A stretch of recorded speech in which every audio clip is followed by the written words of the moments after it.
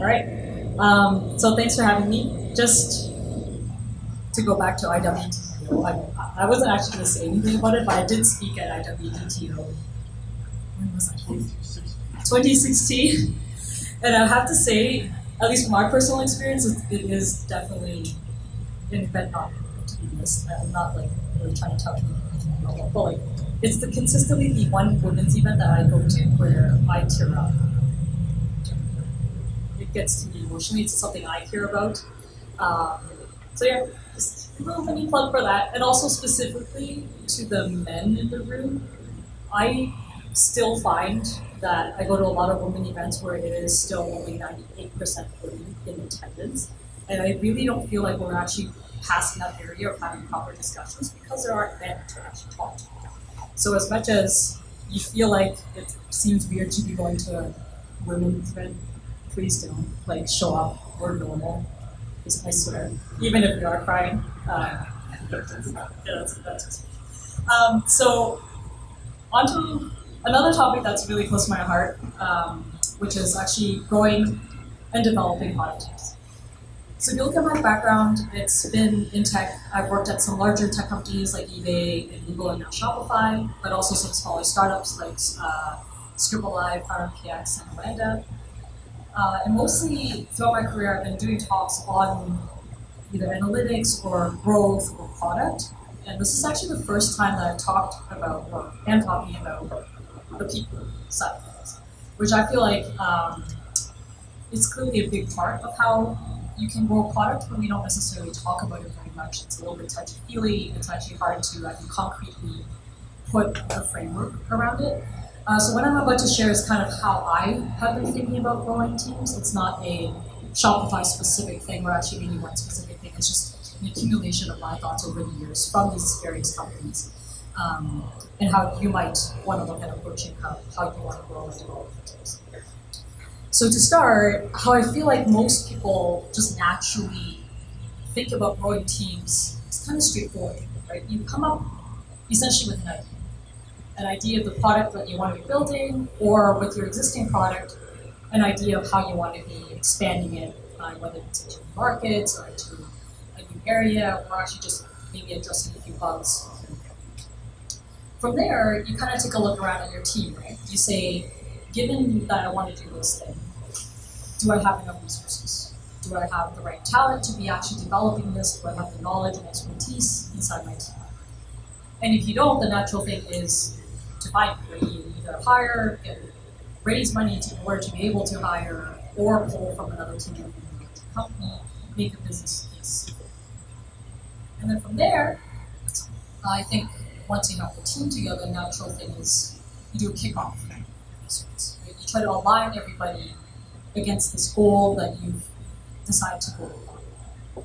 And this is where you might start doing something like what we have in the back of the wall here today, which is align everyone on how you think it should be developing the product or culture.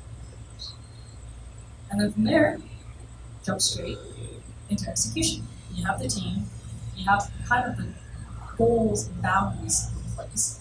Let's start executing and see where we go from there. And roughly, what it amounts to is what I see as kind of like a linear team formation kind of few steps, right? From idea to people to aligning and executing. After you've done this a few times, what I naturally see people do is you start looking at each of these steps and seeing, okay, how can I do each of them better? Like what kind of framework or thinking can I put against these areas to refine what I'm doing? So what I'm about to share is in each of these buckets, what I personally found as my favorite things to look at, actually books mostly, to help you do each of these steps. So in the idea phase, I don't know if any of these are surprises to people. Has anyone not heard or seen any of these books? So the 4 steps to the epiphany of the lean startup are actually really very closely tied to basically the lean development movement. It's about the whole idea that if you want to pick a good business idea or good product, you need to validate it. And the sprint book, which actually came out of Google, talks about how you can do essentially the same thing, but in 5 days. So it's a very rapid ideation and getting your customers to validate for you the idea that you want to take out before you actually really act on it. So clearly, I mean, 3 books, I'm not going to cover all of them here, but I've found consistently that these ones, when I do recommend them to people, especially people who are newer to the industry, you get a lot of comments. So these are ones that I would recommend you take a look at if you haven't seen. So from there, people, this is a category that I think there's a lot to dig into. So 4 of my favorites. One is the Who book, which is actually about if you were to hire, what type of process do you actually use to make sure you find the people that are best fit for your team. So it's about creating a scorecard for specifically what you want to be hiring for, and then going through kind of a set interview process to make sure that you're getting the people that you want. The big recommendation out of that book that I love is actually the threat of a reference check inside an interview. So the whole idea is when you're interviewing, you ask that person what would happen if you went to their current boss and asked that boss what their weaknesses are. So it's a little bit different than asking, well, what are your weaknesses? It's kind of getting this threat of somebody else, like a third party, that you actually could tomorrow phone up and verify that the person is true. So that's 2. 5 dysfunctions of a team is actually about once you've hired all these people in and you actually want to build a team, what you want to be looking at. So there's essentially a 5-step framework that they talk about, of which the key foundation is having trust onto your team. I won't go through all the steps, but once you have that together, the 2 things that I feel like you need to look at then is how your team is able to give each other feedback, which is what Radical Candor is all about. It's how to be able to give actionable and direct feedback without being asked about it. And then mindset is something that I'm really big on. It's about making sure that every single person on your team having a mindset for growth. So it's recognizing the potential in everybody to be able to be doing more than what they are currently doing, and having the team recognize that as well, so that you're building on each other's strengths. So from there, onto alignment. And I actually don't have one, well, I do have one specific book, but a story that I love to tell on this one. I'm sure you guys all know him, Elon Musk. There's this great story with him and actually this guy. Does anyone know who this guy might be? He's the CEO of HubSpot, Dharmesh Shah. If you go online, he has a great story about one time when he was having dinner with Elon Musk. And he is a big Elon fan. So when he sat beside Elon, he's like, oh my gosh, I'm sitting beside Elon, I have to ask him a great question. So he asks him this one question, which is, how do you build great companies? Like, what do you do to build companies? And Elon just gives him this one-line answer. This one line is this: every person on the team is a vector. Your progress is determined by the sum of all vectors. And that's it. He doesn't say anything more. So Dharmesh is kind of like, okay. And then he has to move on to the next subject because he just didn't know what to say about this. If you go on, you'll see he continues the story, and he went home and he tried to spend all night unraveling this one line. It's like, what in the world did Elon Musk mean? What is he talking about? And this he unraveled into, well, what Elon's talking about is that every person on your team has a potential impact that they can have on your project or your company based on the skills that they bring to the team. If you're, building a mobile app, let's say the intern has a potential for doing an impact of 3 because they're new.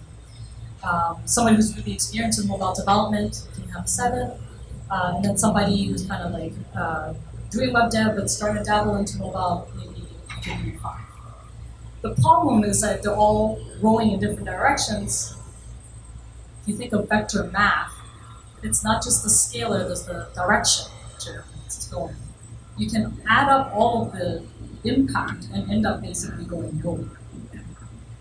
So the idea is, can you actually get people aligned along the same path so that the scalars actually add up?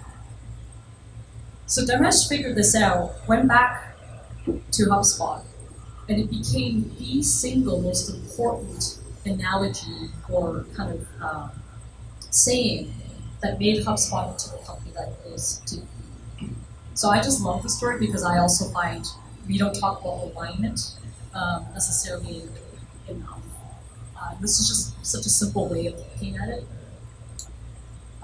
So going back into alignment kind of frameworks, the one thing that I have experienced a lot of, I guess maybe probably because of the Silicon Valley background, and especially being at Google, is actually using OKRs. So the one book that I do recommend there is On Radical Focus, which is a book entirely just on OKRs. And OKR stands for Objective and Key Results. So it's a framework for having your team aligned on your goals and then having metrics to measure. So that's the key results. But it's interesting that what I find is actually that one book is just very narrow. Like I actually haven't found very many other books that give you a different framework for doing this type of alignment. So outside of that, I find people just, they set their own visions and missions. You do your own onboarding of employees as they come on to try to get them aligned. You might put values up on a wall, again, what we have here back here, or you might set up product principles. But I haven't myself found a really good book or framework around many of these things. So love to hear later on if you guys, someone in the audience has found something, I would love to hear that. And then on to building, this is actually, again, another area. I actually haven't found many books that I've really on the subject. Not to say there aren't many blog posts or other writings on it, it's just that I haven't found one kind of all encompassing. And in here, it's actually a lot of the stuff that I tend to, or in the past I've done a lot of talks about. It's how do you do agile sprints? How do you set up prioritization frameworks for your team to be able to prioritize your backlog? Do you do different streams for your team? So do you have a stream for purely building up optimizations to existing product, or building new products in terms of live products, or doing addressing tech debt or bugs? Or do you have something like assassins? I just love that term in terms of having a team of people that's meant to kill the products that don't.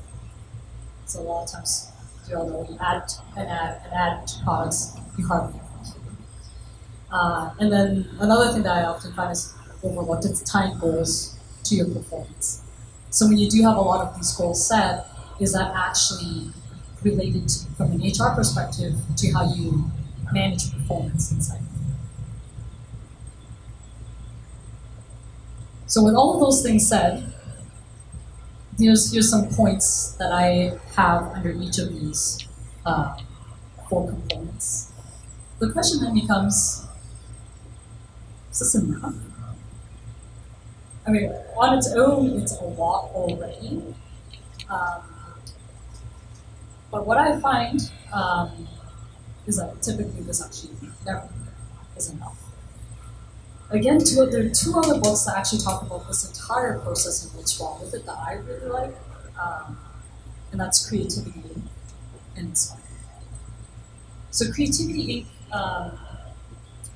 Is from Ed Catmull, and when he talks about Pixar and how they do creativity, the one quote from that book that sticks with me is this one, and that's the fact that having a good team is more important than having a good idea. So if you think about that framework that we have, a lot of us tend to overlook that one people area and we kind of jump across.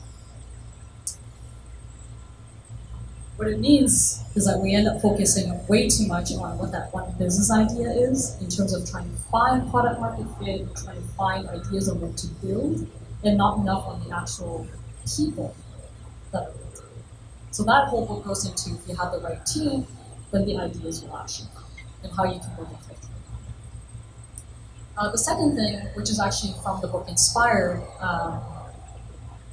the author there goes into talking about how the fact that this whole process is mostly linear is a problem.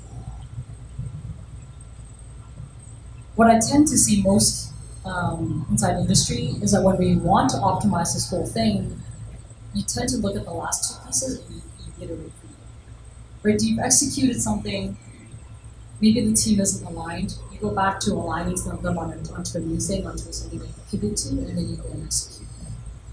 Hardly everyone goes back necessarily to look at the people or even farther back into that idea and look at it essentially more like this, as a holistic cycle.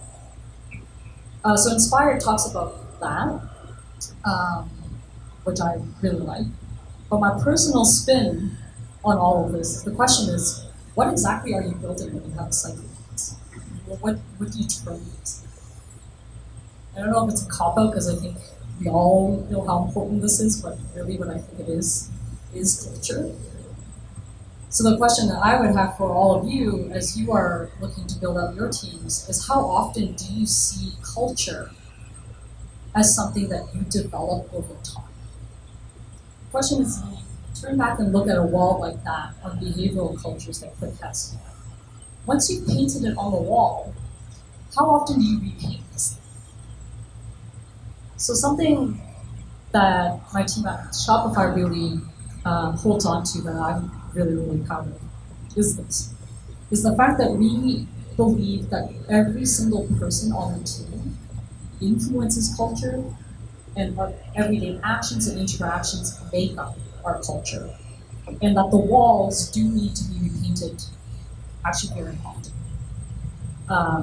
Because we all own a piece of that. So with that, what I want to kind of dig into a little bit more before we end the talk is a few of the things that I feel like have been missing in the large companies and even small companies I've been at in terms of how we develop culture. So 4 things. Inclusion, which given WTDO and I think just our current climate, it's top of mind I think for a lot of us. But then there's also commitment, scale, and identity, and I'll get into all of these. So on the inclusion side, first thing I want to mention is your customers. What do I mean by this? Well, when I think back to my own experiences, I've come to realize that a lot of times the company culture that the employees believed they built themselves and was their own actually wasn't their own. It was their customers that dictated a huge part of it. When I was at eBay, there was a really big culture in just buying and selling things on eBay, but eBay was, because eBay started off as a collectibles platform, there was a huge culture I think that was related to collecting things. I came across a lot of employees who collected this or collected that, people who wanted bike parts because they were fixing up bikes. Our office itself, all of the different rooms were on different collectibles. We had the Pez dispenser room versus this rubber duck room that people collected paraphernalia on. And yeah, looking back on it, I think everyone was thinking, this is an employee thing, but I don't really think it's an employee thing so much as our customers. When I was at Primary PX, it was the same thing. Our customer base was pro photographers who really valued creativity because they were first and foremost artists. And that bled into our internal culture. We value creativity as a result. And where I do feel like sometimes companies fall short is when they actually don't recognize that fact. And kind of try to cut this, or don't talk, or they don't stay close enough to the customer to actually really know what the customers value, and then they start essentially developing a culture in absence of that. So this is one thing I definitely encourage everyone here to think about. The second point on inclusion is actually looking at the different disciplines that are on your team. have an 8-step product growth framework that's on my blog if you want to check it out. This slide is actually from there. And the comment really is to make sure that when you're building up teams that you don't prop up any one specific function, and make sure that you have what I call the minimum viable team, which is representation from all of these disciplines that I have listed. Which you then could say, oh, like if I just have an infrastructure project, do I really need all of these voices? And do I really need to have a team around all of this? My answer ends up typically being yes. It's not necessarily having a dedicated person, it could be a shared resource, but it's just making sure that you have that voice. Because most of the times that where I've seen teams fail is when you're lacking one of these voices at the time. And relating to that is when you have all of these voices, it's making sure that not one discipline calls all the shots. So I look around at all the different companies, there tends to be an attachment to one discipline for that company. Like Google is a very engineering-driven company. The engineers do tend to call the shots. Facebook I would characterize as a data-driven company. Airbnb I would say is more like a design one. But if I even do look at all these large companies that have been very successful, the key characteristic is that even if they have one discipline that might be stronger than another or that they identify with, the other disciplines aren't weak either. It's not to say that the engineers really just make every single decision. It's that they allow the teams to really have a voice and say in the decisions that go on. And I think or a lot of my life, especially as a GM now, is actually managing the tension between these disciplines. Right? It's when you're making product decisions, are you listening to the data folks or are you trying to listen to the creative folks who are trying to use different data points, say, for their decision? So my answer usually tends to be, make sure everyone has a say. Maybe they all don't have a vote, but at least allow them that voice, because otherwise you're kind of losing out on the diversity. The other large thing with inclusion is committing to each other. So I find a lot of companies, when you're building out teams especially, and when you're hiring, you find people who want or are bought into the company's mission. With the Shopify company mission that I personally buy into a lot, it's to make commerce better for everyone. And it's easy, I think, when we go out there to say, okay, do you care about entrepreneurship? What does this mean to you? And I think a lot of companies do that as just a basic litmus test. When employees then come in, I think where a lot of companies fail is that they don't actually look at whether that employee is also committed to each other. Is the team actually looking at each other in the eye and saying, yes, we've got this mission that we're all bought into, but we're also bought into building this out with each other.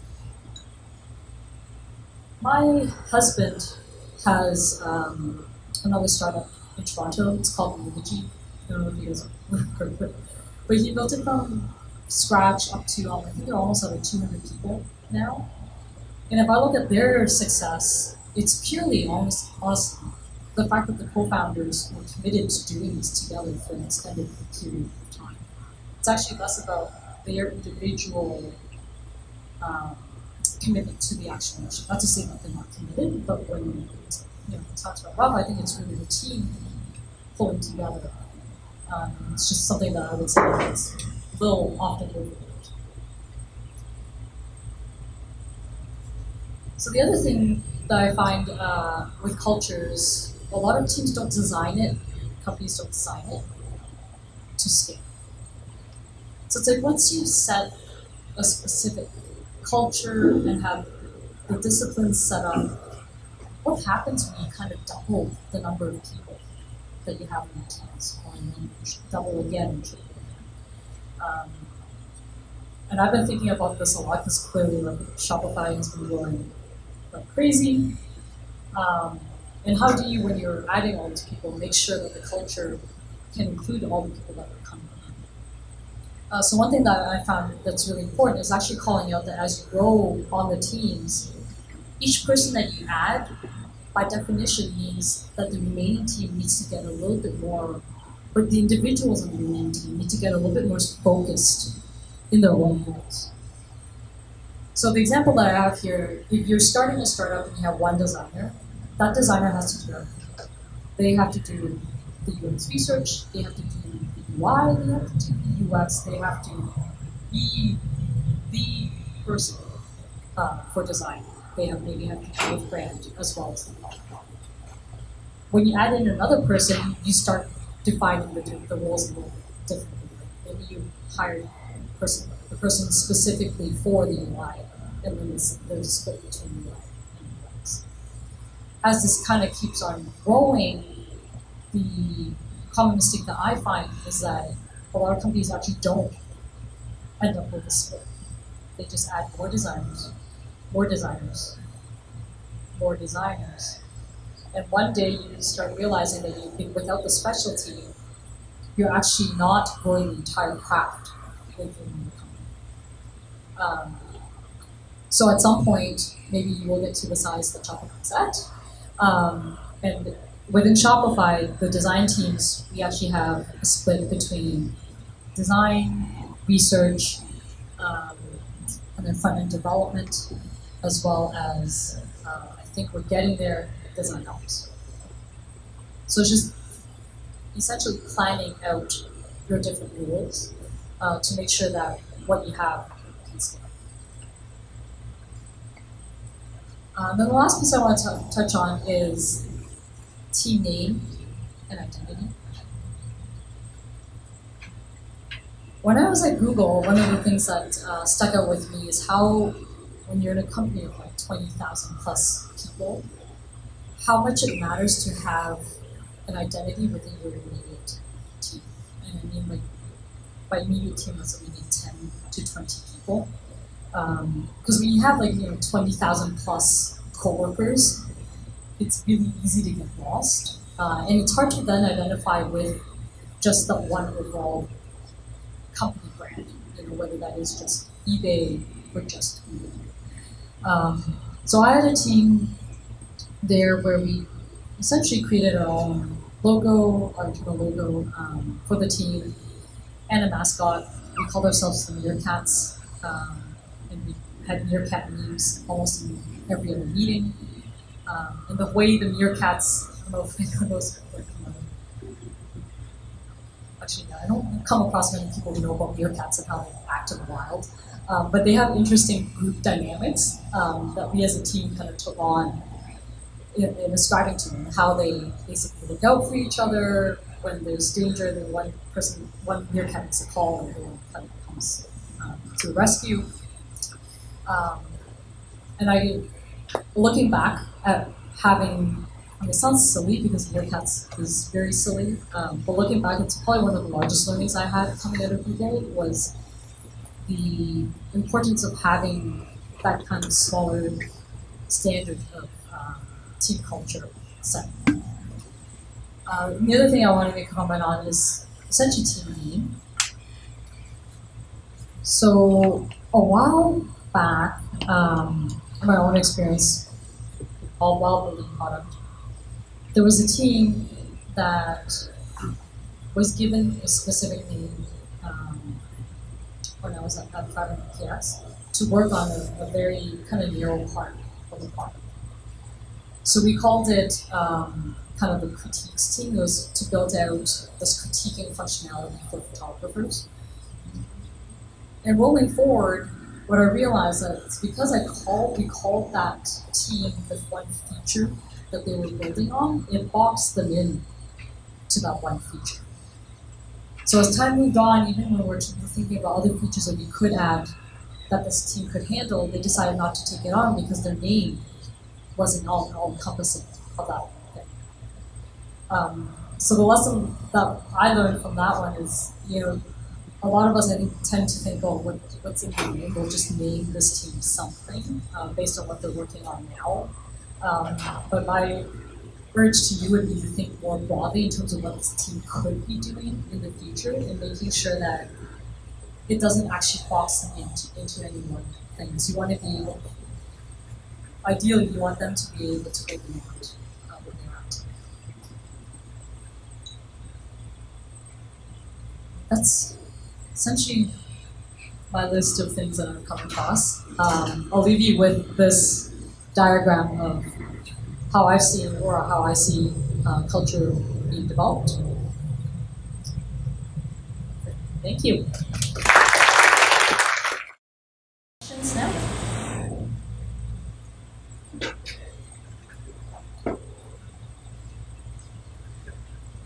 Hello. You mentioned during the execution portion of your talk that you were surprised that there was not one book that could easily sum up how to execute for a team. Why were you so surprised, considering that devs can work across a wide variety of tasks and products and systems, and sometimes it's going to work with Agile, or sometimes it's going to work with Scrum or Lean, or none of those. So why were you so surprised that there was no one book that could explain that? Yeah, I don't know if I'm surprised, but I don't know if it's surprised so much as I wish there was something that I really love that wasn't. I think it's a more common of I wish. Or I also have this feeling that maybe I haven't dug enough in that area, and maybe there is one thing out there that I haven't come across. So it's almost like a hope someone here wants to surface something that they feel like it's good. But I definitely hear you, and it is very broad.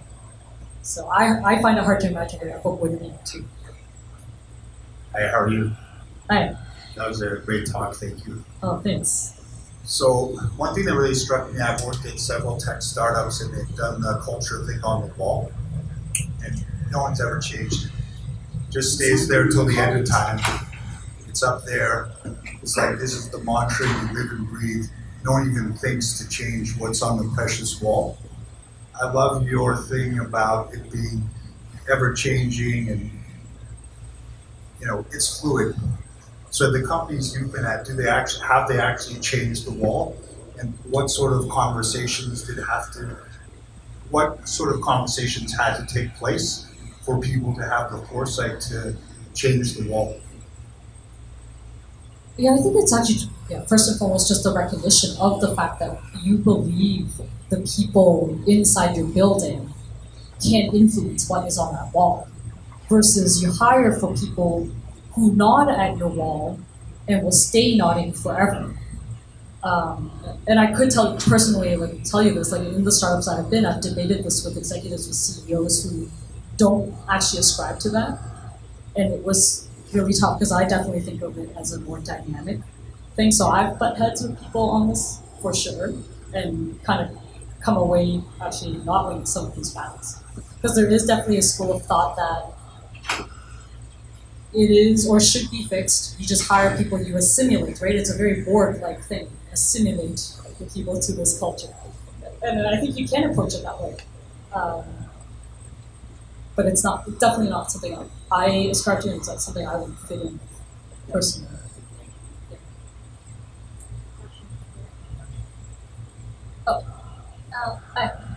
Hi. Thank you for the talk. So you mentioned, so you actually want to have a minimal viable team to have like different voices. So you also mentioned in terms of being a GM, and you're right now focusing on how to manage those tension across different voices. So can you share a little experience on that part, how you manage those tensions and who actually calls the big shots? Well, my saying about that actually specifically about the creative versus data side of things, data for me only ever gets you to a local optimum. It's like if you're trying to optimize things, it gets you to the local. If you want to get to some global maximum, you have to break out of that and do some sort of creative thinking. That makes sense. It's the idea between using data to iterate on whatever product or process you already have and trying to optimize that, versus creating a whole new product or a whole new process creatively, and that totally just changes all the rules, and the data you have is kind of obsolete. It doesn't matter.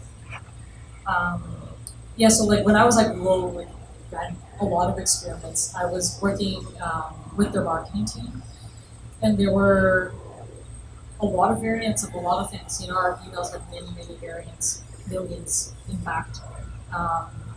And you can imagine the landing page landing pages, products that we had, there was a lot of A/B testing that was going on. So the tension always was, okay, with our existing products, we have a ton of infrastructure and data already. Do we just listen to what the data is telling us and what our users are telling us within that framework? Or do we get out of this bound and do something more creative that then breaks the mold for all of us? I don't know if necessarily I have a rubrics for the decisions there, but usually when I talk about even just this high level kind of thinking between the local versus the global, it's enough to start the conversation of how much time do you want to spend in each one?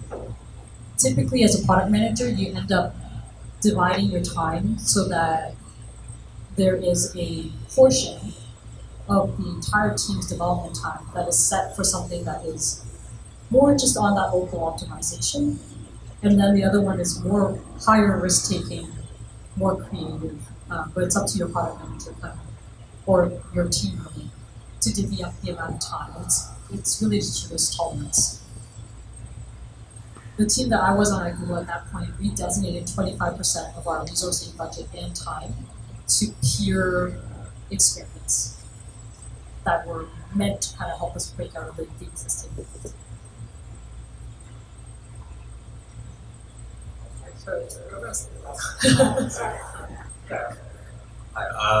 So after studying all the cultures and like having to basically updating the cultures, like how do you make sure that culture is embedded within the employees without micromanaging everything?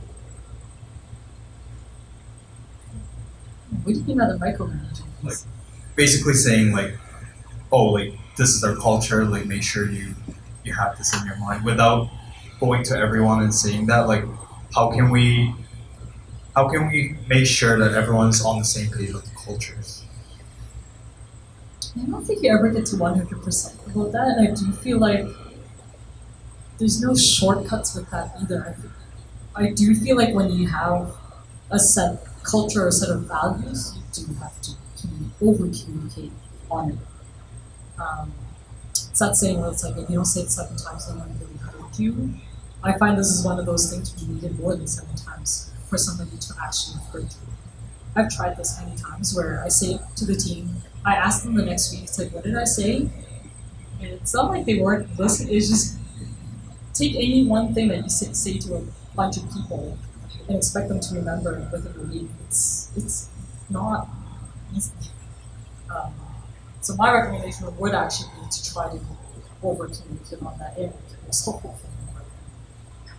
But then at the same time, it's also, as you tell them, let them know that they are bought into this process, or they have a say in what that is. Because over the years, as you're executing, as you're adding different people, you are finding that what is on the wall doesn't resonate anymore, changing. I've definitely done that. It requires me pain, but it's worth it.